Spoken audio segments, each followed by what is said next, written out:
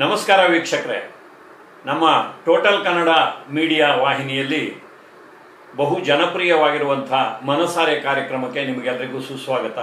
ಕೆಲವು ದಿನಗಳ ಹಿಂದೆ ಕನ್ನಡ ಚಿತ್ರರಂಗದಲ್ಲಿ ದಶಕಗಳ ಕಾಲ ಡಾಕ್ಟರ್ ರಾಜ್ಕುಮಾರ್ ಅವರಿಂದ ಹಿಡಿದು ಇವತ್ತಿನ ತಲೆಮಾರಿನವರೆಗೆ ಅನೇಕ ಕಲಾವಿದರ ಜೊತೆಯಲ್ಲಿ, ಅನೇಕ ನಿರ್ಮಾಣ ಸಂಸ್ಥೆಗಳ ಜೊತೆಯಲ್ಲಿ PRO ಆಗಿ ಕೆಲಸ ಮಾಡಿರುವಂಥ ಹರೀಶ್ ಅವರನ್ನು ನಾವು ಸಂದರ್ಶನ ಮಾಡಿದ್ವು. ಹಲವು ಸಂಚಿಕೆಗಳು ಪ್ರಸಾರವಾಗಿದ್ವು. ಆ ಎಲ್ಲ ಸಂಚಿಕೆಗಳನ್ನು ನೀವು ಬಹಳ ಪ್ರೀತಿಯಿಂದ, ಪ್ರೋತ್ಸಾಹದಿಂದ ಬರಮಾಡ್ಕೊಂಡಿದ್ದೀರಿ, ನೋಡಿದ್ದೀರಿ, ನಿಮ್ಮ ಕಮೆಂಟ್ಗಳನ್ನು ಕೂಡ ಹಾಕಿದ್ದೀರಿ. ನೋಡಿ, ಹರೀಶ್ ಅವರು 4 ದಶಕಗಳ ಕಾಲ ಕನ್ನಡ ಚಿತ್ರರಂಗವನ್ನು ಬಹಳ ಹತ್ತಿರದಿಂದ ನೋಡಿದವರು. ಹಾಗೆ ಹತ್ತಿರದಿಂದ ನೋಡಿದವರಿಗೆ ಅಲ್ಲಿ ಎಲ್ಲ ರೀತಿಯ ವಿಚಾರಗಳು ಕಾಣಿಸಿರುತ್ತೆ. ಹರೀಶ್ ಅವರು ಯಾವುದೇ ಮುಚ್ಚುಮರೆ ಇಲ್ಲದೆ ತಾವು ನೋಡಿದ ಸತ್ಯವನ್ನು ಇಲ್ಲಿ ಅನಾವರಣ ಮಾಡಿದ್ದಾರೆ. ಆದರೆ ಇವತ್ತಿನ ಪೀಳಿಗೆಯ ಕೆಲವರಿಗೆ ಅದು ರುಚಿಸದೇ ಇರಬಹುದು. ಅವರ ಅಭಿಮಾನದ ಯಾವುದೋ ಒಬ್ಬ ನಟನ ಬಗ್ಗೆ ಏನೋ ಒಂದು ಹೇಳಿದ್ದಾರೆ, ಬೇಸರವಾಗುವಂಥ ಸಂಗತಿಯನ್ನು ಹೇಳಿದ್ದಾರೆ ಅಂತ. ಅವರು ಆ ಅರ್ಥದಲ್ಲಿ ಯಾವುದನ್ನು ಹೇಳಿಲ್ಲ. ಅವರು ನೋಡಿದ್ದನ್ನು ಅವರು ಹೇಳಿದ್ದಾರೆ. ಜೊತೆಗೆ ಹರೀಶ್ ಅವರು ಆರ್ಥಿಕವಾಗಿ ಕೂಡ ಸಾಕಷ್ಟು ಸಂಕಟವನ್ನು ಅನುಭವಿಸ್ತಾ ಇದ್ದಾರೆ. ಅವರಿಗೆ ಸಹಾಯ ಮಾಡಬಹುದಾ ಅಂತ ನಮ್ಮ ಅನೇಕ ವೀಕ್ಷಕರು ಕೇಳಿದ್ರು. ಜೊತೆಗೆ ಅವರಿಂದ ಇನ್ನಷ್ಟು ವಿಚಾರಗಳನ್ನು ನೀವು ಹೊರತೆಗೆಯಬಹುದು, ಅವ್ರನ್ನ ಮತ್ತೆ ನಿಮ್ಮ ವಾಹಿನಿಗೆ ಕರೆಸಿ ಅಂತ ಹೇಳಿದರು. ಇವತ್ತು ಮತ್ತೆ ಹರೀಶ್ ಅವರನ್ನು ನಮ್ಮ ವಾಹಿನಿಗೆ ಕರೆಸಿದ್ದೀವಿ. ಜೊತೆಗೆ ನೀವು ಯಾರೇ ಹರೀಶ್ ಅವರಿಗೆ ಸಹಾಯವನ್ನು ಮಾಡೋದಾದರೆ ನಮ್ಮ ಸಂಚಿಕೆಯ ಆರಂಭದಲ್ಲಿ ಒಂದು QR ಕೋಡ್ ಕೊಡ್ತಾ ಇದ್ದೀವಿ. ಆ QR ಕೋಡ್ನಲ್ಲಿ ನೀವು ಅವರಿಗೆ ಮಾಡಬೇಕಾದಂಥ ಆರ್ಥಿಕ ಸಹಾಯವನ್ನು ಮಾಡಬಹುದು. ಮಾಡಿದ ಮೇಲೆ ಅದೇ ನಂಬರ್ ವಾಟ್ಸಪ್ಗೆ ಇದು ಹರೀಶ್ ಅವರಿಗೆ ನಾವು ಕಳಿಸಿರೋದು ಅಂತ ನೀವು ನಮಗೆ ಒಂದು ಸೂಚನೆಯನ್ನು ಕೊಟ್ಟರೆ ಆ ಹಣವನ್ನು ಜತನವಾಗಿ ನಾವು ಹರೀಶ್ ಅವರಿಗೆ ತಲುಪಿಸುವ ಕೆಲಸವನ್ನು ಮಾಡ್ತೀವಿ ಅಂತ ಹೇಳಿ ಹರೀಶ್ ಅವರನ್ನು ಮತ್ತೆ ನಮ್ಮ ಸ್ಟುಡಿಯೋಗೆ ಆಹ್ವಾನಿಸ್ತಾ ಇದ್ದೀನಿ. ನಮಸ್ಕಾರ ಹರೀಶ್ ಅವರಿಗೆ.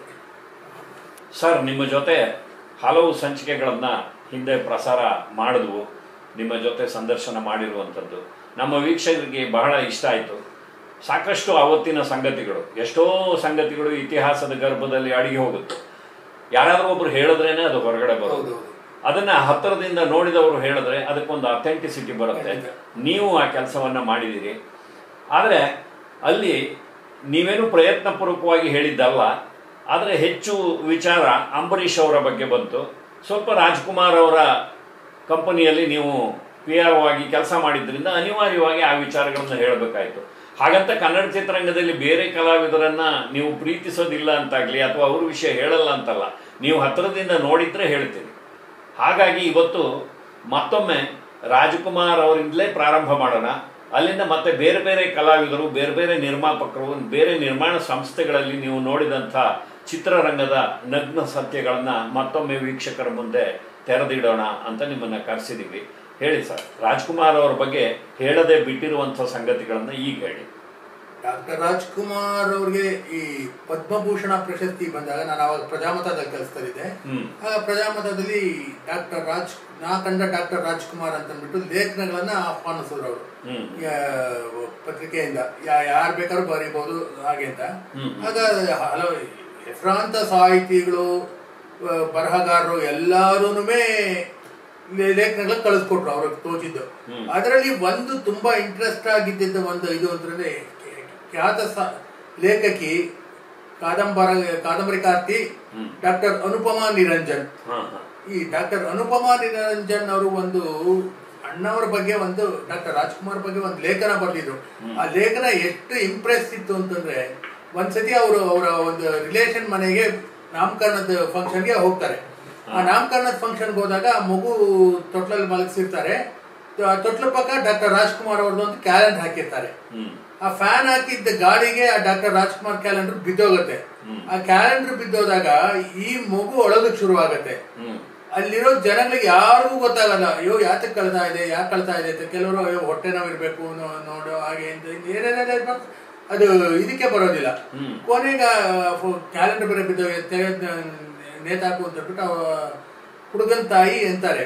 ಆ ಕ್ಯಾಲೆಂಡರ್ ನೇತಾಕಿದ ತಕ್ಷಣ ಆ ಮಗು ಆ ಕ್ಯಾಲೆಂಡರ್ ನೋಡ್ಬಿಟ್ಟು ತಕ್ಷಣ ಅಳು ನಿಲ್ಲಿಸ್ಬಿಡತ್ತೆ. ಅದು ನಿಜವಾಗ್ಲೂ ಅವ್ರು ಎಷ್ಟು ಇದಾಗಿ ಬರ್ದಿದ್ರು ಅಂದ್ರೆ, ನಿಜವಾಗ್ಲೂ ಡಾಕ್ಟರ್ ರಾಜ್ಕುಮಾರ್ ಹುಟ್ಟಿದ ಮಗು ಕೂಡ ಅಭಿಮಾನಿನ ಅನ್ನೋ ಮಟ್ಟಕ್ಕೆ ಆ ಒಂದು ಇದು ತುಂಬಾನೇ ಇದಾಯ್ತು, ಇಂಪ್ರೆಸ್ ಆಯ್ತು. ಅವ್ರು ಆ ತರ ಜನನ ಸಂಪಾದನೆ ಮಾಡ್ಬೇಕು ಅಂತಂದ್ರೆ ಎಲ್ಲಾ ರೀತಿನ ಇವತ್ತಿನ ದಿವಸ ಕರ್ನಾಟಕದ ನಾಡು ನುಡಿ ಜಲ ಏನೇ ಇರಲಿ ಭಾಷೆ ಇವೆಲ್ಲ ಇವತ್ತು ಇಷ್ಟರ ಮಟ್ಟ ಉಳಿದಿದೆ ಅಂದ್ರೆ ಅದಕ್ಕೆ ಮೂಲ ಕಾರಣನೇ ಡಾಕ್ಟರ್ ರಾಜ್ಕುಮಾರ್. ಯಾವುದೇ ಒಂದು ಇದಕ್ಕೂ ದುಮ್ಕವ್ರು, ಯಾವುದೇ ಇಂಥದ್ದು ಪ್ರಾಬ್ಲಮ್ ಬಂದಿದೆ ಅಂತಂದ್ರೆ ದುಮ್ಕವ್ರು, ಬರ ಪರಿಹಾರ ಅಂದ್ರೆ ದುಮ್ಕವ್ರು ಎಲ್ಲ ಅವ್ರು ಆ ಥರ ಜನ ಎಲ್ರೂ ಚೆನ್ನಾಗಿರ್ಬೇಕು, ನಾನು ಒಬ್ಬನೇ ಚೆನ್ನಾಗಿರ್ಬೇಕು ಅನ್ನೋ ಇದಲ್ಲ. ಯಾಕೆಂದ್ರೆ ಅವ್ರಿಗೆ ಒಂದಿದ್ದು ಅವ್ರ ಬುದ್ಧಿ ಏನು ಅಂದ್ರೆ ಅವ್ರಿಗೆ ಮಗುರ ಹತ್ರ ಮಗು ತರ ಇರೋರು, ವಯಸ್ಸಾದವ್ರ ಹತ್ರ ವಯಸ್ಸಾದವ್ರ ತರ ಇದ್ರು. ಯಾವ ಇದಕ್ಕೆ ಕರೆಕ್ಟಾಗಿ ಹೊಂದ್ಕೊಂಡು ಅಷ್ಟು ಇದಾಗಿ ಮಕ್ಕಳನ್ನಂತ ಕಂಡ್ರೆ ಪಂಚಪ್ರಾಣ ಅಷ್ಟು ಇದು. ಆದ್ರೆ ಮಾತ್ರ ಅಂತ ಯಾವುದೇ ಒಂದು ಇದಾಗ್ಲಿ, ಒಂದು ಈಗ ಅಭಿನಯ ಅಂತ ಬಂತು ಅಂತಾರೆ, ಒಂದು ಪೌರಾಣಿಕ ಚಿತ್ರಗಳು ಅಥವಾ ಈ ಮಂತ್ರಾಲಯ ಮಹಾತ್ಮ ಆ ಥರ ಪಿಕ್ಚರ್ಗಳೆಲ್ಲ ಮಾಡ್ಬೇಕಾದ್ರೆ ಬರೀ ಒಂದು ಚಾಪೆ ದಿಂಬಲ್ಲಿ ಮಲ್ಕೊಳ್ಳೋರು. ಯಾವುದೇ ಒಂದು ಇದು ಮಂತ್ರಾಲಯ ಮಹಾತ್ಮೆ ಶೂಟಿಂಗ್ ಟೈಮಲ್ಲೂ ಅಷ್ಟೇನೆ, ಮಂತ್ರಾಲಯ ಮಹಾತ್ಮ ದೇವಸ್ಥಾನದಲ್ಲೇನೆ ಒಂದು ಚಾಪೆ ದಿಂಬು ಕೂಡ ಇಲ್ಲೇ ಮಲ್ಕೊಳ್ತೀನಿ ಅಂತ ಉಪವಾಸನೂ ಇದು ನಾನ್ ವೆಜ್ ಗಿರ್ವೆಜ್ ಎಲ್ಲ ಕೈ ಬಿಟ್ಟು ಬರೀ ಇದನ್ನ ಊಟ ಮಾಡ್ಕೊಂಡು ಅಷ್ಟೇನೆ ಒಂದು ಹೊತ್ತು ಊಟ ಮಾಡ್ಕೊಂಡು ಅಭಿನಯ ಅನ್ನೋದು ಅದು ಆ ರಾಘವೇಂದ್ರ ಸ್ವಾಮಿಗಳ ಅಲ್ಲಿ ಅವ್ರಿಗೆ ಆಕ್ಟ್ ಮಾಡಿಸೋದೇನೋ ಅನ್ನೋ ಮಟ್ಟಕ್ಕೆ ಅಷ್ಟ್ರ ಮಟ್ಟಕ್ಕೆ ಚೆನ್ನಾಗಾಯ್ತು ಆ ಪಿಕ್ಚರ್. ಆ ತರ ಒಂದು ಇದು ಅವ್ರು ಯಾವುದೇ ಒಂದು ಇದಾಗ್ಲಿ, ಎಂತ ಒಂದು ಇದಾಗ್ಲಿ, ಯಾವುದೇ ಒಂದು ಆರ್ಟಿಸ್ಟ್ ಆಗ್ಲಿ, ಒಂದು ಮುಂಚಿನಿಂದಾನು ರಾಜಕೀಯದಿಂದ ದೂರ ಇದ್ದವ್ರು ಅವರು. ಅವ್ರು ಯಾವುದೇ ರಾಜಕಾರಣಿಗಳಂದ್ರೆ ಅವ್ರು ಯಾವ ಪಾರ್ಟಿಯವರು ಅನ್ನೋದು ಕೂಡ ಗೊತ್ತಾಗ್ತಾ ಇಲ್ಲ ಅವ್ರಿಗೆ. ಬಂದವ್ರನ್ನ ಮಾತಾಡ್ಸೋರು ಕಳ್ಸೋರು ಅಷ್ಟೇನೆ ಬಿಟ್ರೆ ಅವ್ರ ಬಗ್ಗೆ ಪಾಪ ABCD ಕೂಡ ಗೊತ್ತಿರ್ಲಿಲ್ಲ ಅವ್ರಿಗೆ. ಹೇಳ್ತಾ ಇದ್ರಂತೆ ಬಂದವ್ರನ್ನ ಅವ್ರು ಹೋದ್ಮೇಲೆ ಇವ್ರು ಯಾವ ಪಾರ್ಟಿ ಏನು ಅಂತ ಅಂದ್ಬಿಟ್ಟು ಅವ್ರಿಗೆ ಮುಂಚಿನಿಂದಾನು ಅಷ್ಟೇನೆ. ಯಾಕೆಂತಂದ್ರೆ ಅವ್ರಿಗೆ ರಾಜಕೀಯ ಯಾಕೆ ಇಷ್ಟ ಇಲ್ಲ ಅಂತಂದ್ರೆ ಇಷ್ಟ ಹೆಸರು ಮಾಡಿ ನಾಳೆ ರಾಜಕೀಯ ಅಂತ ಬಂದ್ಬಿಟ್ಟು ಅದ್ರಲ್ಲಿ ಏನಾದ್ರು ಒಂಚೂರು ಹೆಸರು ಕೆಟ್ಟೋಯ್ತು ಅಂದ್ರೆ ಶಾಶ್ವತ ಅದು ಉಳ್ಕೊಂಡ್ಬಿಡತ್ತೆ. ಅದಕ್ಕೆ ನನ್ಗೆ ಆ ರಾಜಕೀಯ ಅನ್ನೋದೇ ಬೇಡ, ಒಬ್ರನ್ನ ಅಯ್ಯೋ ಅನ್ಸೋದೇ ಬೇಡ ಹಾಗೆ ಅಂತಂದ್ಬಿಟ್ಟು ಅಷ್ಟ್ರ ಮಟ್ಟಿಗೆ ಅವರು ಯಾವತ್ತೂ ಅಷ್ಟೇನೆ. ಅವರು ಕಲೆ ವಿಷಯ ಅಂತ ಬಂದಾಗ TV ಸೀರಿಯಲ್ ನೋಡೋರು, ಸಿನಿಮಾ ನೋಡೋರು, ಎಲ್ಲಾ ಪಿಕ್ಚರ್ಗಳು ನೋಡೋರು. ಎಷ್ಟೋ ಸರ್ತಿ ನಾನು ಈ TN ಸೀತಾರಾಮ್ದೊಂದು ಅವಾಗ ತುಂಬಾ ಪಾಪ್ಯುಲರ್ ಆಗಿದ್ದು ಮುಕ್ತ ಫಸ್ಟ್ ಸೀರಿಯಲ್ ಅಂತಲ್ಲ, ಮಾಯಾಮೃಗ ಸೀರಿಯಲ್ ಅಲ್ಲಿ ಮಾಳವಿಕಾ ಇವ್ರದೆಲ್ಲ ಅಭಿನಯ ನೋಡಿ ಮಾಳವಿಕನ್ನ ಒಂದ್ಸತಿ ಅವ್ರ ಮುಹೂರ್ತಕ್ಕೆ ಕರೆಸ್ದಾಗ ಮಾಳವಿಕಂಗೆ ಅದೇ ಎಂತ ಅಭಿನಯ ರೀ ನಿಮ್ದು, ನಿಜವಾಗ್ಲು ಎಂತ ಆರ್ಟಿಸ್ಟ್ ನೀವು ಹಾಗೆ ಅಂತ. ಅವರು ಅವ್ರಿಗೆ ಕಲಾವಿದ್ರು ಅಂತಂದ್ರೆ ಇವರು ಅವರು ಆ ತರ ಇದಾರಲ್ಲ, ಯಾವುದೇ ಕಲಾವಿದ ಆದ್ರೂ ಪ್ರೋತ್ಸಾಹ ನೀಡಿ ಅವರನ್ನ ಅಷ್ಟು ಚೆನ್ನಾಗಿ ಇದ್ ಮಾಡೋರು. ಅಷ್ಟು ಒಳ್ಳೆ ವ್ಯಕ್ತಿ. ಇವತ್ತಿನ ದಿವಸ ಅಂತ ವ್ಯಕ್ತಿಗೆ ನಾವು ಬೆಲೆನೇ ಕಟ್ಟಕ್ ಆಗಲ್ಲ ಅಂತ ಹೇಳ್ಬೋದು. ಅಷ್ಟು ಎಲ್ಲಾ ರೀತಿನಲ್ಲೂ ಯಾವುದೇ ಇದೂ ಮನಸ್ಸಲ್ಲಿ ಒಂದು ಹೊರಗೊಂದು ಅಂತ ಮಾತಾಡ್ತಿಲ್ಲ, ಪೂರ್ತಿ ಇದಾಗಿ ಮಾತಾಡೋರು. ಯಾವುದೇ ಒಂದು ಇದ್ರಲ್ಲೂ ಯಾರಿಗೂ ಅವ್ರಿಗೆ ಶತ್ರುಗಳೇ ಇರ್ಲಿಲ್ಲ ಅಂತ ಹೇಳ್ಬೋದು. ಅಷ್ಟರ ಮಟ್ಟಿಗೆ ನಿಜವಾಗ್ಲು ಪಾಪ ಯಾರನ್ನಾದ್ರೂ ಅಷ್ಟೇನೆ. ಒಂದು 6 ವರ್ಷದ ಹುಡುಗ ಬಂದ್ರು ಬನ್ನಿ ಹೋಗಿದೆ. ಅದಕ್ಕಿನ್ನ ಒಂದು ಇನ್ಸಿಡೆಂಟ್ ಹೇಳ್ಬೇಕು ಅಂತಂದ್ರೆ, ಒಂದ್ಸತಿ ರಾಜ್ಕುಮಾರ್ ಅವರು ವಾಕಿಂಗ್ ಹೊರಟಿರ್ತಾರೆ, ಅವ್ರ ಬಾಡಿಗಾರ್ಡ್ ಚಂದನ್ ಜೊತೆ ವಾಕಿಂಗ್ ಹೊರಟಿರ್ತಾರೆ. ಆಗ ಒಬ್ಬ ಒಂದು 10 ವರ್ಷದ ಹುಡುಗ ಓಡ್ ಬಂದು ಇದ್ ಮಾಡ್ತಾನೆ, ಏನಪ್ಪ ಏನ್ ಸಮಾಚಾರ? ಅಣ್ಣ ನಮ್ ಅಜ್ಜಿ ಹುಷಾರಿಲ್ಲ, ಅವ್ರೇನೋ ಸಾಯೋದಕ್ ಮುಂಚೆ ನಿಮ್ಮನ್ನ ನೋಡ್ಬೇಕು ಅಂತ ಆಸೆ ಪಡ್ತಾರೆ, ಬರ್ತೀರಾ ಅಂತ ಕೇಳ್ತಾರೆ. ಸರಿ ನಡಿಯಪ್ಪ ಅಂತ ಅಂದ್ಬಿಟ್ಟು ಚೆನ್ನಾಗಿ ಹೋಗ್ಬಿಟ್ಟು ಬರೋಣ ಬನ್ರಿ ಅಂತಂತ. ಸರಿ ಹೋಗ್ಬಿಟ್ಟು ಬಂದು ಹಂಗೆ ವಾಕಿಂಗ್ ಕಂಟಿನ್ಯೂ ಮಾಡ್ತಾರೆ. ವಾಕಿಂಗ್ ಕಂಟಿನ್ಯೂ ಮಾಡಿ ವಾಪಸ್ ಬರ್ತಾರೆ. ತಿರ್ಗಾ ಅದೇ ಹುಡುಗ ವಾಪಸ್ ಓಡ್ ಬರ್ತಾರೆ. ಇನ್ನೇನಪ್ಪ ಬಂದಿದ್ನಲ್ಲ ಹಾಗೆ ಅಂತ. ಅಣ್ಣ ಅಜ್ಜಿ ತೀರೋದು ಅಂತ.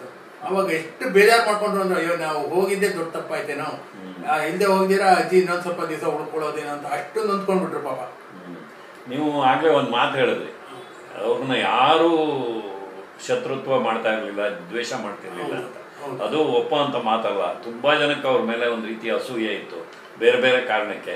ಆಂತರ್ಯದಲ್ಲಿ ರಾಜ್ಕುಮಾರ್ ಅವ್ರ ಬಗ್ಗೆ ಒಂದು ಮೆಚ್ಚುಗೆ ಇದ್ರೂ ಕೂಡ ಅದನ್ನ ಹೊರಗಡೆ ತೋರ್ಪಡಿಸೋದಕ್ಕೆ ಒಂದು ರೀತಿ ಅವ್ರಿಗೆ ಹಿಂಜರಿಕೆ. ಯಾಕೆಂದ್ರೆ ಒಬ್ಬ ಅನಕ್ಷರಸ್ಥ, ಒಬ್ಬ ಒಂದು ಕೆಳ ಜಾತಿ ಅಂತ ನಾವು ಏನ್ ಕರಿತೀವಿ, ಜಾತಿ ಭೇದ ನಮಗಿಲ್ಲ, ಆದ್ರೆ ಅವತ್ತು ಇತ್ತು, ಅವ್ರಿದ್ದಾಗ ಇತ್ತು, ಈಗಲೂ ಎಷ್ಟೋ ಜನ ಇಟ್ಕೊಂಡಿದ್ದಾರೆ.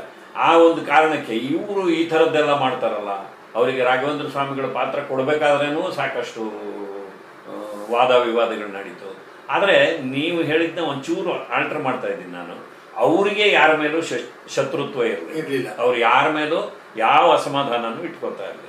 ಎಷ್ಟೇ ಬೈಲಿ, ಏನೇ ಮಾತಾಡಲಿ, ಅವನು ಮಾತಾಡಿದ ತಕ್ಷಣ ನಾನು ಏನು ತಪ್ಪು ಮಾಡಿದ್ದೀನಿ ಅಂತ ಒಳಗಡೆ ನೋಡ್ಕೋತಾ ಇದ್ರೆ ಹೊರತು ಅವನೇನು ತಪ್ಪು ಮಾಡಿದ್ದಾನೆ ಅಂತ ಬೆರಳು ತೋರಿಸ್ತಾ ಇದ್ದಿಲ್ಲ. ಯಾಕೆಂದ್ರೆ ಒಂದು ಬೆರಳು ನಾವು ತೋರಿಸುವಾಗ 4 ಬೆರಳು ನಮ್ಮ ಕಡೆ ತೋರಿಸುತ್ತೆ ಅಂತಾರಲ್ಲ, ಅದನ್ನ ಅವರು ಅರ್ಥ ಮಾಡ್ಕೊಂಡಿದ್ದು. ನೀವು ಈ ರಾಘವೇಂದ್ರ ಸ್ವಾಮಿ ಪಾತ್ರದ ಬಗ್ಗೆ ಹೇಳಿದ್ರಿ. ಆ ಪಾತ್ರ ಜನಗಳ ಮೇಲೆ ಯಾವ ರೀತಿ ಪ್ರಭಾವ ಬೀರಿತ್ತು ಅನ್ನೋದಕ್ಕೆ ನೀವು ಒಂದು ಈ ಸಂಗೀತ ಸಂಜೆ ಇನ್ಸಿಡೆಂಟು ನನ್ನ ಹತ್ರ ಮಾತಾಡುವಾಗ ಹೇಳಿದ್ರಿ, ಅದ್ರ ಬಗ್ಗೆ ಹೇಳಿ. ಈ ಸಂಗೀತ ಸಂಜೆ ಸಿದ್ಧಾರೂಢ, ಈ ಡಾಕ್ಟರ್ ರಾಜ್ಕುಮಾರ್ ಅವರು ತುಂಬಾ ತೊಂದರೆನಲ್ಲಿದ್ದಾಗ ಅವರ ತಾಯಿನ ಸಿದ್ಧಾರೂಢ ಆಶ್ರಮದಲ್ಲಿ, ಹುಬ್ಬಳ್ಳಿನಲ್ಲಿ ಸಿದ್ಧಾರೂಢ ಆಶ್ರಮದಲ್ಲಿ ಬಿಟ್ಟಿದ್ರು. ಅಲ್ಲಿ ಸುಮಾರು ವರ್ಷ ಅಲ್ಲಿ ಸ್ವಾಮಿಗಳೇ ಅವ್ರ ತಾಯಿನ ನೋಡ್ಕೊಂಡಿದ್ರು. ಅದಕ್ಕೋಸ್ಕರ ಅವ್ರಿಗೆ ಏನಾದ್ರು ಒಂದು ಕೊಡ್ಬೇಕು, ಏನಾದ್ರು ಮಾಡ್ಬೇಕು ಅಂತ ಹೇಳಿ ಒಂದು ದಿವಸ ಒಂದು ಮ್ಯೂಸಿಕಲ್ ನೈಟ್ ಕೊಡೋದು ಅಂತ ಹೇಳಿ ಡಿಸೈಡ್ ಮಾಡಿ ಮ್ಯೂಸಿಕಲ್ ನೈಟ್ ಮಾಡಿಕೊಟ್ರು ಆರೋಗ್ಯ ಅನ್ನೋ ಒಂದು ಇದರಲ್ಲಿ. ಅಲ್ಲಿ ಮ್ಯೂಸಿಕಲ್ ನೈಟ್ ಮಾಡಿದಾಗ ಸುಮಾರು ಜನಗಳು ಸೇರಿದ್ರು, ಒಂದು 20-25 ಸಾವಿರ ಜನ ಸೇರಿದ್ರು. ಅಲ್ಲೆಲ್ಲ ನಿಮ್ಗೆ ಈ ಉತ್ತರ ಕರ್ನಾಟಕದಲ್ಲಿ ಏನು ಅಂದ್ರೆ ರಾಜ್ಕುಮಾರ್ ಅಂತಂದ್ರೆ ಅವ್ರು ರಾಘವೇಂದ್ರ ಸ್ವಾಮಿಗಳೇ ರಾಜ್ಕುಮಾರ್ ಆಗಿ ಬಂದಿದ್ದಾರೇನೋ ಅನ್ನೋ ಮಟ್ಟಕ್ಕೆ ಅವರನ್ನ ಇದು ಮಾಡೋದು. ಆಮೇಲೆ ಅವ್ರು ಈಚೆ ಕಡೆ ಸ್ಟೇಜ್ ಇಂದ ಇಳಿದು ಫಂಕ್ಷನ್ ಎಲ್ಲ ಮುಗಿದ್ಮೇಲೆ ಈಚೆ ಕಡೆ ಬಂದಾಗ ಈ 80 ವರ್ಷ 90 ವರ್ಷದ್ದು ನಾನು ಕಣ್ಣಿಂದ ನೋಡಿದ್ರು. 80 ವರ್ಷದ ವಯಸ್ಸಾದವರೆಲ್ಲ ಅವ್ರ ಕಾಲ್ ಮುಟ್ಟು ನಮಸ್ಕಾರ, ಅಯ್ಯೋ ನನ್ಗೆ ಅಷ್ಟು ನೀವೆಲ್ಲ ದೊಡ್ಡವ್ರು, ನಮ್ಮ ತಾಯಿ ಸಮಾನ ಅಂದ್ರೂ ಅವ್ರು ಕೇಳ್ತಾ ಇಲ್ಲ, ಇಲ್ಲಪ್ಪ ರಾಘವೇಂದ್ರ ಸ್ವಾಮಿನೇ ನೀನು, ಅದಕ್ಕೆ ನಿಮ್ಮನ್ನ ಇದ್ ಮಾಡ್ತೀವಿ ಅಂತ ಹೇಳ್ಬಿಟ್ಟು ಅವ್ರು ಅಷ್ಟು ಇದಾಗಿ ಇದ್ ಮಾಡೋರು. ಸಿದ್ಧಾರೂಢಾಶ್ರಮದ ಸ್ವಾಮಿಗಳು ಅಷ್ಟೇ ಇದನ್ನ ಕೊಡ್ಬೇಕಾದ್ರೆ ಏನ್ ನಿಮ್ಮ ತಾಯಿನ ಒಂದೆರಡು ಊಟ ತಾನು ಇಟ್ಕೊಂಡಿರೋರು, ಯಾತಕ್ಕೆ ಇಷ್ಟೆಲ್ಲ ಇದ್ ಮಾಡ್ತೀರಾ ಅಂತ. ಆದ್ರೆ ಅವ್ರಿಗೆ ಯಾವತ್ತೂ ಒಂದು ಇದನ್ನ ಇರೋವರೆಗೂ ನಮ್ಮ ತಾಯಿನ ಚೆನ್ನಾಗಿ ನೋಡ್ಕೊಂಡಿದ್ದೀರಲ್ಲ, ಅದಕ್ಕೆ ನಾನು ನಿಮಗ್ ಕೊಡ್ತಾ ಇರೋದು ಹಾಗೆ ಅಂತ ಅಂದ್ಬಿಟ್ಟು.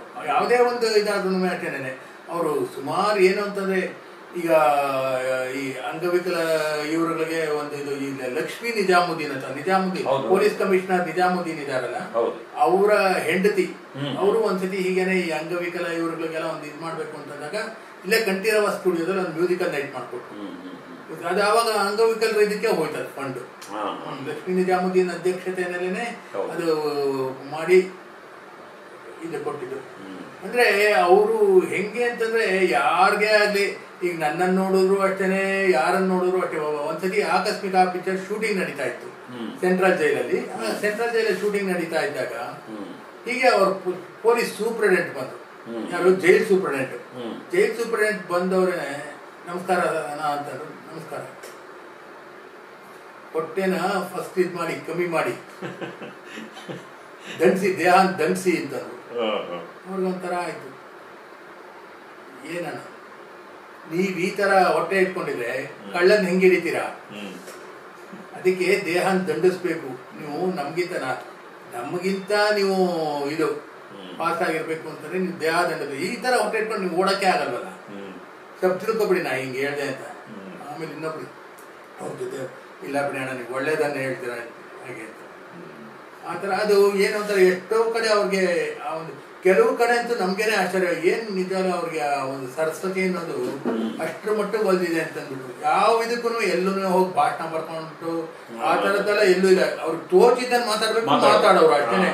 ಆಮೇಲೆ ಯಾವುದೇ ಒಂದು ಇದಾಗ್ಲಿ, ಆಮೇಲೆ ಕಲೆ ವಿಷಯದಲ್ಲಿ ಅವರು ಅಂಬರೀಷ್ ಅಷ್ಟೇನೆ ಒಳ್ಳೊಳ್ಳೆ ಪಿಕ್ಚರ್, ನ್ಯೂ ಡೆಲ್ಲಿ ಅಂತ ಆ ತರದ ಪಿಕ್ಚರ್ಗಳೆಲ್ಲ ನೋಡಿದ್ದಾರೆ. ಆಮೇಲೆ ವಿಷ್ಣುವರ್ಧನ್ದು ಯಜಮಾನ, ಬಂಧನ ಅದೆಲ್ಲ ನೋಡಿ ವಿಷ್ಣುವರ್ಧನ್ಗೂ ಹೋಗಿ ಪರ್ಸನಲ್ ಆಗಿ ಮೀಟ್ ಮಾಡಿ ಕಾಮೆಂಟ್ ಮಾಡಿ ಈ ತರ ನಿಮ್ ಪಿಕ್ಚರ್ ಚೆನ್ನಾಗಿತ್ತು ಆ ತರ ಒಂದು ಇದನ್ನ ಹೇಳಿದ್ದಾರೆ. ಆದ್ರೆ ನಮ್ ಜನಕ್ಕೆ ಕೆಲವ್ರಿಗೆ ಏನಂದ್ರೆ ಹೊರಗಡೆ ಅವ್ರಿಗೆ ಇವ್ರಿಗೂ ಆಗಲ್ಲ ಆ ತರದ್ದು ಇದೆಲ್ಲ ಇತ್ತು. ಆ ಭಿನ್ನಾಭಿಪ್ರಾಯ ಅವ್ರಿಬ್ರಲ್ಲೂ ಇರ್ಲೂ ಇಲ್ಲ. ಆ ತರ ಒಂದು ಇದು. ಯಾಕೆಂದ್ರೆ ರಾಜ್ಕುಮಾರ್ ಹೇಳದಲ್ಲ, ಒಂದ್ ರೀತಿ ಅಜಾತ ಶತ್ರು ಇದ್ದಂಗೆ. ಯಾವುದೇ ರೀತಿ ಸುಮ್ಮನೆ ಹೇಳೋರ್ಗೆ ಏನ್ ಬೇಕಾದ್ರೂ ಇತ್ತು, ಇವರು ರಾಜ್ಕುಮಾರ್ ಇದು ಇವರು ಆ ತರದಲ್ಲ ಅವ್ರು ಯಾವತ್ತೂ ನೋಡ್ಲಿಲ್ಲ. ಅವ್ರು ಎಲ್ಲರೂ ಒಂದೇ. ಅದಕ್ಕೆ ಒಂದು ಸಣ್ಣ ಎಕ್ಸಾಂಪಲ್ ಅಂತಂದ್ರೆ ಒಡ ಹುಟ್ಟಿದವರು ಪಿಕ್ಚರ್ ಶೂಟಿಂಗ್ ಶುರುವಾಯ್ತು. ಒಡ ಹುಟ್ಟಿದವರು ಪಿಕ್ಚರ್ ಅಲ್ಲಿ ಅಂಬರೀಷ್ ಡಾಕ್ಟರ್ ರಾಜ್ಕುಮಾರ್. ಆವಾಗ ಎಷ್ಟೋ ಜನ ಪಾಪ ಅಂಬರೀಷ್ ಬಗ್ಗೆನೂ ಹೇಳೋದಂತೆ, ಈ ತರ ಅವ್ರು 12 ಗಂಟೆಗೆ ಶೂಟಿಂಗ್ ಬರ್ತಾರ ಹಂಗಿಗೆ, ಇವ್ರಿದ್ದು ಇಲ್ಲ ಬೇಗ ಬರ್ಬೇಕು ಹಂಗಿಗೆ ಅಂತಂದಾಗ ಸರಿ ನಾನು ಅಣ್ಣವ್ರ ಎದುರಿಗೆ ಮಾತಾಡ್ತೀನಿ ಅಂತ ಅಂದ್ಬಿಟ್ಟು ಅಂಬರೀಷ್ ಅವ್ರ ಅಣ್ಣವರನ್ನ ಏನಣ್ಣ ಈ ತರ ಅಂತ ಎನಿ ಟೈಮ್ ಯು ವೆಲ್ಕಮ್ ಅಂತಂದತ್ತೆ. ಅವ್ರು ಅಂಬರೀಷ್ ಸಾಯೋವರೆಗೂ ಅದನ್ನ ನೆನೆಸ್ಕೊಂಡ್ರು. ನನ್ಗೆ ಪಾಪ ಅವರು ಒಂದು ರಿಸಿಪ್ಟ್ ಮಾಡಿಲ್ಲ, ಚೆನ್ನಾಗಿದೆ. ಆಮೇಲೆ ಎಲ್ಲದಕ್ಕಿಂತ ಹೇಳ್ಬೇಕು ಅಂದ್ರೆ ಆ ಕಟ್ಔಟ್ ನಿಲ್ಲಿಸ್ಬೇಕಾದ್ರೂ ನನ್ನ ಕಟ್ಔಟು ಅವ್ರ ಕಟ್ಔಟು ಒಂದೇ ಲೆವೆಲ್ ಅಲ್ಲಿ ಇರ್ಬೇಕು. 1 ಇಂಚ್ ಹೆಚ್ಚು ಕಮ್ಮಿ ಆದ್ರೂ ನಾನು ಇದು ಮಾಡ್ಬಿಡ್ತೀನಿ ಅಂತ ಅಂದ್ಬಿಟ್ಟು ಅಂದಾಗ ಅದೇ ಒಂದೇ ಇದಲ್ಲೇ ಕಟ್ಔಟು ಮಾಡಿ ಅಷ್ಟು ಇದಾಗಿ ಅವ್ರ ಕಲಾವಿದ್ರ ಬಗ್ಗೆ. ಆದ್ರೆ ಒಂದೇನು ಅಂತಂದ್ರೆ ಇತ್ತೀಚೆಗೆ ಈ ಕ್ಯಾರವಾನ್ ಸಂಸ್ಕೃತಿ ಬಂದೇನೆ ಈ ರಿಲೇಶನ್ಶಿಪ್ ಅನ್ನೋದು ಸ್ವಲ್ಪ ಹಾಳಾಗಿದೆ ಅಂತ ಹೇಳ್ಬೋದು ಅಷ್ಟೇ. ಅವಾಗೆಲ್ಲ ಒಂದ್ ಮರದ ಕೆಳಗೆ ಕೂತ್ಕೊಂಡು ಊಟ ಮಾಡ್ತಾ ಇದ್ವಿ, ಅದೆಲ್ಲ ನೋಡ್ಬಿಟ್ರೆ ಆತ್ಮೀಯತೆ ಅನ್ನೋದು ಅಂಬರೀಷ್ ಬಂದಿರೋ ಅಂಬರೀಷ್ ಅಣ್ಣ ಅವ್ರು ಬಂದ್ಬಿಡ್ತಾರೆ ಅಣ್ಣವ್ರ ಆತರ ಪ್ರೊಡಕ್ಷನ್ ಅವರು ಆತರ ಇದ್ ಮಾಡೋರು. ಇವಾಗ ಕ್ಯಾರವಾನ್ಗೆ ತಗೊಂಡು ಊಟ ಕೊಡ್ತಾರೆ, ಕ್ಯಾರವಾನ್ ಅಲ್ಲಿ ಊಟ ತಿಂಡಿ ಪ್ರತಿಯೊಂದು ಆಗುತ್ತೆ. ಇವ್ರಿಗೆ ಏನು ಅಂತಾರೆ ಅದೊಂಥರ ಮೆಷಿನರಿ ಮೆಕ್ಯಾನಿಕಲ್ ಜೀವನ, ಯಾವುದೇ ರೀತಿಯಲ್ಲಿ ಯಾರಿಗೂ ಕಾಂಟ್ಯಾಕ್ಟ್ ಸ್ವಂತ ಅವಾಗೆಲ್ಲ ಪರ್ಸನಲ್ ಅದು ಇದು ಅಂತ ಏನೆಲ್ಲ ಇದಾಗಿರೋದು ಆ ತರದ್ದು ಒಂದಿತ್ತು. ಈಗ ಆ ತರದ್ದು ಇದೆಲ್ಲ ಪೂರ್ತಿ ಟೋಟಲಿ ಹೊರಟೋಯ್ತು. ಅಣ್ಣ ಅವರ ಮನೆಯಲ್ಲಿ ಸಮಾರಾಧನೆ ನಡೀತಾ ಇತ್ತಲ್ಲ, ಹೌದು, ಪ್ರತಿ ದಿನ. ಅದ್ರ ಬಗ್ಗೆ ಹೇಳಿ, ಯಾಕಂದ್ರೆ ನೀವು ತರಕಾರಿ ತಗೊಂಡೋಗಿ ಕೊಡ್ತಾ ಇದ್ದಿದ್ದ ಸಂಗತಿನ ಹೇಳಿದ್ರಿ, ಅದ್ರ ಬಗ್ಗೆ ಹೇಳಿ. ಅಣ್ಣ ಅವ್ರ ಮನೆಯಲ್ಲಿ ಸಮಾರಾಧನೆ ಅಂದ್ರೆ ಅವ್ರು ಯಾವತ್ತೂ ಅಷ್ಟೇನೆ. ಅವ್ರು ಮೆಡ್ರಾಸ್ ಅಲ್ಲಿ ಇದ್ದಾಗ ಕನಿಷ್ಠ 50 ಜನ ದಿನಕ್ಕೆ ಊಟ ಮಾಡೋರು. ಅಲ್ಲಿ ಏನು ಅಂತಂದ್ರೆ ಅವರು ಅವರು ಅಂತ ಏನಿಲ್ಲ, ಅಸೋಸಿಯೇಟ್ ಡೈರೆಕ್ಟರ್ ಆಗ್ಲಿ ಒಬ್ಬ ಆರ್ಟಿಸ್ಟ್ ಆಗ್ಲಿ ಪ್ರತಿಯೊಬ್ರು ಯಾರೇ ಚೆನ್ನೈಗೆ ಹೋದ್ರು ಅಣ್ಣವ್ರ ಮನೆ ಇದೆ ಸಾಕಪ್ಪ ನನ್ನವ್ರು. ಯಾಕೆಂದ್ರೆ ಅಲ್ಲಿ ನೀನ್ ಯಾರು ಊಟ ಮಾಡ್ತಾ ಇದೆಯಲ್ಲ ಅಂತ ಅವ್ರು ಯಾರನ್ನು ಕೇಳ್ತಾ ಇಲ್ಲ, ಊಟ ತಾನೇ ಮಾಡ್ಕೊಂಡು ನಿಧಾನಕ್ಕೆ ಊಟ ಮಾಡಿ. ಅವ್ರಿಗೇನು ಅಂದ್ರೆ ಯಾರೇ ಊಟ ಕೂತ್ಕೊಳ್ಳಿ, ಊಟ ಎಸಿಬಾರ್ದು, ಅಷ್ಟು ಒಂದಗಳು ಬಿಡದಂಗೆ ತಿನ್ಬೇಕು ಅಂತ ಅಷ್ಟು ಪಕ್ಕದಲ್ಲೇ ಕೂತ್ಕೊಳ್ಳೋರು. ಅಷ್ಟು ಇದು ಅವ್ರಿಗೆ ಮುಂಚಿನಿಂದಾನು ಅಷ್ಟೇ ಆ ಡೈನಿಂಗ್ ಟೇಬಲ್ ಕಾನ್ಸೆಪ್ಟೇ ಇಷ್ಟಪಟ್ಟವ್ರಲ್ಲ ಅವರು. ನೆಲದ ಮೇಲೆ ಕ್ಲೀನಾಗಿ ಚಕ್ಕಮಟ್ಲ ಹಾಕೊಂಡು ಕೂತ್ಕೊಂಡು ಊಟ ಮಾಡೋದೇನೆ ಮಾಡ್ದಂಗೆ ಅವ್ರಿಗೆ. ಅಷ್ಟು ಇದು ಯಾವುದೇ ಇದು ಸಿಂಪ್ಲಿಸಿಟಿ ಅನ್ನೋದು ಅವರನ್ನ ನೋಡಿ ಕಲಿಬೇಕು ಅನ್ನೋ ತರ. ಅವ್ರು ಯಾವತ್ತೂ ಅಷ್ಟೇ ಹೇಳಿದ್ನಲ್ಲ, ಯಾವುದೇ ರೀತಿಯಲ್ಲೂ ನನಗೆ ಹಿಂಗೆ ಬದುಕಬೇಕು, ಹಿಂಗೆ ಇರಬೇಕು, ಎಲ್ಲ ಮಾಮೂಲು ಇದರಲ್ಲೇ ಹಿಂದೆ ಏನಿತ್ತೋ ಅದೇ ಇದರಲ್ಲೇ ಇರೋ ನಾನು ಇದನ್ನೇ ಇಷ್ಟಪಟ್ಟರೆ ಹೊರತವ್ರು ನನ್ಗೆ ಹಿಂಗೆ ಇಂಥದ್ದೇ ಬಟ್ಟೆ ಹಾಕೋಬೇಕು ಇಂಥದ್ದೇ. ಚೆನ್ನೈಗೂ ಅಷ್ಟೇ, ಇಲ್ಲಿಂದ ಮಾರ್ಕೆಟ್ ಇಂದಾನೆ ತರಕಾರಿ ತಗೊಂಡೋಗಿ ಒಬ್ರಲ್ಲ ಒಬ್ರು, ನಾನು ಸುಮಾರು ಸರಿ ತಗೊಂಡೋಗಿ ಕೊಟ್ಟಿದ್ದೀನಿ. ಏನಂತಾರೆ ಆ ತರಕಾರಿ ಅನ್ನೋದು 50-60 ಜನ ಇದು ಅಂತಾರೆ, ಒಂದು ಮಕ್ಕಳ ತರಕಾರಿ ಒಂದು 4 ದಿವಸಕ್ಕೂ ಬರೋದಿಲ್ಲ. ಅಷ್ಟ್ರ ಮಟ್ಟಿಗೆ ಅದೇ ತರಕಾರಿ ಎಲ್ಲ ತಗೊಂಡೋಗಿ ಎಲ್ರೂ ಇವ್ರವ್ರ ಹತ್ರ ಅಂದ್ರೆ ನಮ್ಗೂ ಚೆನ್ನೈಗೆ ಹೋದ್ರು ಪಾಪ ಅಲ್ಲಿ ಚೆನ್ನೈ ಎಲ್ಲ ತೋರ್ಸೋರು ಕರ್ಕೊಂಡು ಅವ್ರು ಗೋವಿಂದ ರಾಜ್ ಅವರು ಪಾಪ ಅಲ್ಲಿ ಹೋಗೋಣ ಇಲ್ಲಿ ಹೋಗೋಣ ಅಂತ ಅಂತರದ್ದೆಲ್ಲ ತುಂಬಾನೇ ಹೇಳ್ಬೇಕು ಅಂತಾನೆ ಅವ್ರ ಇದೇ ಒಂದು ರೀತಿ ತುಂಬಾನೇ. ಎಲ್ಲದಕ್ಕಿಂತ ಅವ್ರು ಯಾರೇ ಏನೇ ಕೇಳಲಿ ಆ ವಿಷಯದಲ್ಲಿ ಅವರು ಇಲ್ಲ ಅಂತ ಹೇಳಿದ್ದೆ. ಇದಕ್ಕೆ ಇನ್ನೊಂದು ಸಣ್ಣ ಎಕ್ಸಾಂಪಲ್ ಅಂದ್ರೆ ತಾಯಿಗೆ ತಕ್ಕ ಮಗ ಚಿತ್ರದಲ್ಲಿ ನಟಿ ಸಾವಿತ್ರಿ, ಜಮಿನಿ ಗಣೇಶನ್ ಹೆಂಡತಿ ಅವರು ತಾಯಿಗೆ ತಕ್ಕ ಮಗ ಅಂತ ಮಾಡಿದಾಗ ಪಾಪ ರಿಕ್ವೆಸ್ಟ್ ಮಾಡ್ಕೊಂಡ್ರು ಏನಂತ, ಅಣ್ಣ ಅವ್ರಿಗೆ ನಿಮ್ಮ ಯಾವುದೇ ಪಿಕ್ಚರ್ ಅಲ್ಲಿ ಆಗ್ಲಿ ನನಗೂ ಒಂದು ಕ್ಯಾರೆಕ್ಟರ್ ಅಂತ ಹಾಕಿ ಹಾಗೆ ಅಂತ. ಪಾಪ ಅವ್ರು ತಕ್ಷಣ ಪಾರ್ವತಮ್ಮ ಅವರನ್ನ ಕರೆದು ಈ ತರ ಇವ್ರು ರೆಗ್ಯುಲರ್ ಇವರನ್ನು ನಮ್ಮ ಇದಕ್ಕೆ ಇದು ಮಾಡ್ಕೊಂಡ್ಬಿಟ್ಟು. ಆದ್ರೆ ದುರದೃಷ್ಟವಶಾತ್ ಪಾಪ ಆ ಪಿಕ್ಚರ್ ಆದ್ಮೇಲೆ ಅವರು ಕೋಮಾಗೋರು ತೀರ್ಕೊಂಡ್ಬಿಟ್ರು. ಅದು ಒಂದ್ ಕಾಲದ ಸಾವಿತ್ರಿ ಅಂತಂದ್ರೆ ಚೆನ್ನೈಯಲ್ಲಿ ಎಲ್ರು ಹೇಳೋರು, ಚೆನ್ನೈಯಲ್ಲಿ ಅವ್ರ ಕಾರ್ ಪಾಸ್ ಆಯ್ತು ಅಂದ್ರೆ ಇದು ಸಾವಿತ್ರಿ ಕಾರ್ ಹೋಗ್ತಾ ಇರೋದು ಅಂತ ಅಷ್ಟ್ರ ಮಟ್ಟಿಗೆ ಆಕೆ ರೆಕಾಗ್ನೈಸ್ ಆಗಿ ಅಷ್ಟು ಒಳ್ಳೆ ಹೆಸರು ಮಾಡಿದ್ದವ್ರು. ಯಾವತ್ತು ಪಾಪ ಏನಂತಂದ್ರೆ ಜಮಿನಿ ಗಣೇಶನ್ ಮಾಡ್ಕೊಂಡ್ಮೇಲೆ ಪಾಪ ಅವರು ತುಂಬಾನೇ ಇದಾದ್ರು, ಕೊನೆಗೆ ಕೋಮಾದಲ್ಲಿ ಇದಾಗಿ ಹಂಗೆ ಹೋಗ್ಬಿಟ್ರು ಪಾಪ. ಅಂದ್ರೆ ಯಾವುದೇ ಆರ್ಟಿಸ್ಟ್ ಬಗ್ಗೆ ಆದ್ರೂ ಅವ್ರಿಗೆ ಅಷ್ಟು ಏನು ವಜ್ರಮುನಿ ಹತ್ರ ಹೈಯೆಸ್ಟ್ ರಾಜ್ಕುಮಾರ್ ಪಿಕ್ಚರ್ ಎಲ್ಲ ಕಾಣಿಸ್ಕೊಂಡಿದ್ದು ವಜ್ರಮುನಿ ಹೈಯೆಸ್ಟ್ ಕಾಣಿಸ್ಕೊಂಡಿದ್ರೆ ರಾಜ್ಕುಮಾರ್. ಅಂದ್ರೆ ಅವರಿಬ್ರದ್ದು ಗೆಳತನನೇ ಬೇರೆ ತರ ಆಯ್ತು. ಇವ್ರು ಬೇಜಾರಾಯ್ತು ಅಂತಂದ್ರೆ ಮನೆ ಊಟ ಬೇಜಾರಾಯ್ತು ಅಂದ್ರೆ ಎಲ್ಲೂ ಹೋಗ್ತಾ ಇಲ್ಲ. ಅವ್ರು ಹೋಗ್ತಾ ಇದ್ದಿದ್ದೆ 2 ಮನೆ, ಒಂದು KS ನಿಸಾರ್ ಅಹಮದ್ ಸಾಹಿತಿ, KS ನಿಸಾರ್ ಅಹಮದ್, ಇನ್ನೊಂದು ವಜ್ರಮುನಿ. ಇವ್ರಿಬ್ರು ಮನೆಗೆ ಫೋನ್ ಮಾಡೋರು, ಹೋಗೋರು, ಊಟ ಮಾಡ್ಕೊಂಡು ಬರೋರು. ಅಷ್ಟು ಇದು ಅದಕ್ಕೇನೆ ಅವ್ರು ನಿಸಾರ್ ಅಹಮದ್ ಕೂಡ ಅಷ್ಟು ನಮ್ಮ ಇವರು ಹಾಗೆ ಅಂತ ಅವ್ರಾಗಿ ವಜ್ರಮುನಿ ಹೋಗ್ಬಿಟ್ಟೆ ಅಂದ್ರೆ ತುಂಬಾನೇ ಡೌನ್ ಆಗ್ಬಿಟ್ರು. ಅದು ಅವ್ರಿಗೆ ಎಂತ ಒಂದು ಹೊಡೆತ ಕೊಡ್ತು ಅಂತಂದ್ರೆ ನನ್ನ ಜೊತೆಯವರೆಲ್ಲ ಹೋಗ್ತಾ ಇದ್ದಲ್ಲ ಅನ್ನೋ ತರ ಅವ್ರಿಗೆ ಇದೆ. ಆ ವಜ್ರಮುನಿ ಹೋಗಿದ್ದು, ಆಮೇಲೆ ವರದಪ್ಪ ಹೋಗಿದ್ದು, 2 V ಹೋಗಿದ್ದು ಅವ್ರಿಗೆ ತುಂಬಾನೇ ಆಘಾತ ಆಯ್ತು. ಆ ಬೇಜಾರ್ಗೆ ಅವರು ನಾವೇನು ಇದಾಗ ಪ್ರಯೋಜನ ಇಲ್ಲ ಅನ್ನೋ ತರ ಆಗ್ಬಿಟ್ರು. ಅಷ್ಟು ಇದಾಗೋಯ್ತು ಪಾಪ.